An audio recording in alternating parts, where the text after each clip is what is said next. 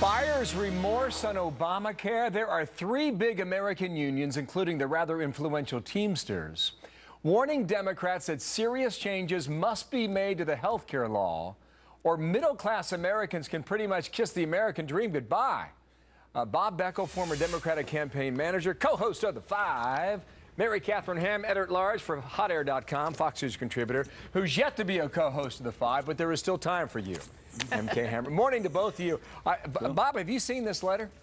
Yeah, I have seen the letter. My Lord. Could I say something before that? Yes. I've had 4 sleepless nights in a row waiting for this baby. Well, you can have a few more. And Kate, and I just wanted you to know that I can't stand it. I've had a nervous breakdown. Listen, I can't believe he's not in London. Right, no, really, I should MK be Hammer, in London I've got his cell phone number, so when the baby arrives, I'm going to call him Bob please first. call me, because really, I'm up all night. I can't take it. I got you. Okay, go ahead. Mary Katharine, what do you think's going on here? I mean, this is a shot across the bow.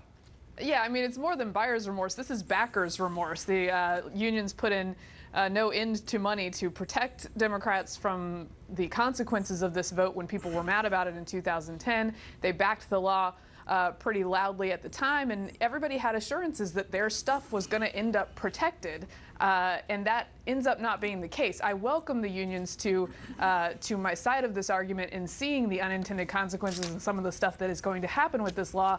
The union members, I'm sure, whose money was used to back this thing are going, something that could have been brought to our attention 3 years ago. I tell you, though, Bob, I'll get you waiting here, but I mean, some of this language is just downright threatening. What did you think of it when you read it, Bob? Well, first of all, what I thought about it was a political bargaining chip. These guys helped write this bill. They understood completely what was in it, and they got a 5-year extension on their Cadillac plans being taxed, and then everybody else did as well. What they want to do now is ensure they get another 5-year extension when it gets to 2018. This is a classic labor union negotiating position. Put it out there, scare everybody, get your cut. Will they get that? Sure. They will? Absolutely. Yeah. 5-year extension again? Yeah, sure. I mean, when's this law going to go into effect? Well, I don't know, probably 2042.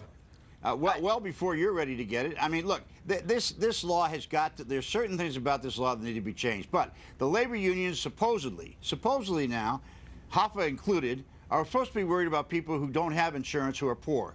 Now, all of a sudden, they've got some problems for their own members, and all of a sudden they forget their conscience. The fact of the matter is they're bargaining for extending their exemptions, which is exactly what they want to do, and they say the hell with poor people.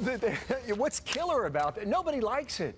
I mean, no one. I like it. Find a group that has come out and said this is a good law for America. So first of all, does anybody know? Mary Katharine, go ahead. It's a complicated law, and you could always foresee that it was going to mess up a lot of people's system that they already had in place. So that's part of it. And whoa! You pledged. I'm reading from you pledged that if we like the health plans we have now, we could keep them. Sadly, that promise is under threat.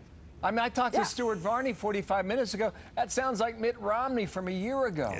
Well, and here's the problem is that the process that built this included the unions carving out favors for themselves and that kind of thing. It happened for a lot of different groups. When these groups have enough clout, like you see the employer benefit getting pushed off, they can change the law. What does the regular Joe do who doesn't have insurance, who's subject to either buying more expensive insurance or paying the mandate? They don't have this giant lobby working for them, so you're going to get a bunch of strings pulled and a bunch of waivers passed, and some people are going to be left in the dust. Hey, can you tell me, you know, I hear you people complain about this law all the time. Why don't you give me specifics? What specifically, except that, except that kids can go home and get insurance to the 26, and people with pre-existing conditions. The problem is, Bob, that you only have 3 specific things that people like. Give me some answer to something. Give me an answer. Tell me. Give me a specific example. If I may. Bob, I'm explaining it to you. Hold your suspenders down 1 second here. I'm reading from the letter. The law creates an incentive for employers to keep employees' work hours below 30 hours a week. That's been the Republican argument for 4 years. Congress wrote this law. We voted for you. We have a problem. You need to fix it. That is a threat. You're reading a labor union letter.